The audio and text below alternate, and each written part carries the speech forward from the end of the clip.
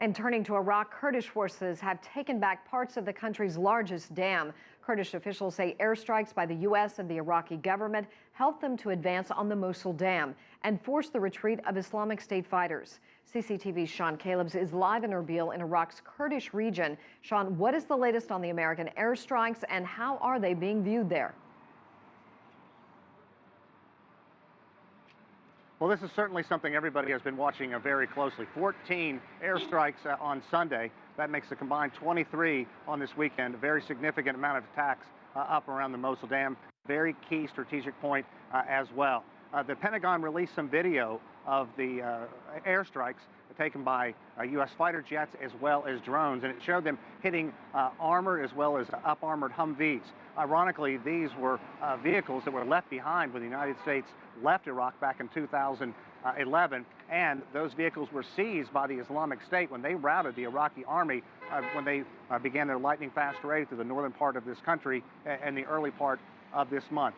Very significant because the Kurdish fighters are now also working in conjunction with these strikes, and the Kurdish fighters, the Peshmerga, are now taking the fight to the Islamic State militants. That's something that's been a very big morale boost here in the town of Irbil. For decades, people here have looked to the Peshmerga for defense, for a strong fighting force, and so there was a certain degree of shock and setback when the Islamic State first defeated the Peshmerga fighters, but now that there are U.S.-led attacks behind that has blunted the Islamic State attack, and it's really hard to stress just how important the Mosul Dam is. It's electricity for a large part of this country. It's water for a large part of this country. If indeed the dam would be breached or blown up in any fashion, that would just be horrific. It would put more than 500,000 people in jeopardy. Susan? Sean, President Obama said one reason he was pursuing these airstrikes was to avoid the genocide of the Yazidis. Now word of this horrific mass killing. What's the reaction from those reports that Islamic State fighters killed dozens of Yazidis Friday?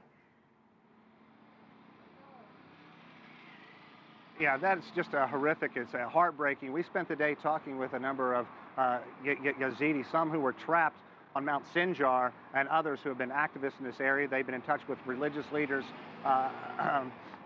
who were in the town of Kosho. Apparently what happened, the Islamic State fighters went into the area for a number of days, and they gave the Yazidi religious members a chance to drop their religion and embrace Islam. This went on for several days. When the Yazidi individuals would not embrace Islam, they were apparently rounded up and shot with machine guns. Some people feigned that they'd been killed and they were able to escape, and they're getting out and they're telling the horrific story about this massacre. We had a chance to speak to some people, and they said they just don't know what the death toll is. The lowest figure we have heard has been 80, but it has gone up significantly in talking to some people, but it's just too early to tell. This was a relatively small town, just a few hundred homes, and it was very easy for the Islamic State to go into that area. But the Yazidis are very upset the way everything has played out. They're very frustrated that 40,000 or so people were stranded on top of Mount Sinjar for some time, and the U.S. only began its attack once the area of Irbil began to be threatened, and U.S. interests were threatened here in this area. They wonder why so many people were left to suffer for so long, and you hear the chanting in the background. That's a large refugee camp in Town of the Hook. More than 150,000 Yazidis are there. They've been forced to flee their home. To give you an idea of just how many people have been uprooted, Susan, 1.5 million. This town here is still filled to the brim with refugees. It's just a very heartbreaking story, and a lot of people have no idea how this is going to end, because as the Islamic State militants are driven back, they are leaving roadside bombs, and they are also sabotaging buildings, leaving explosive devices in there. So just a horrific situation, Susan. Absolutely. Sean Callebs reporting live from Irbil, Iraq. Thank you for that.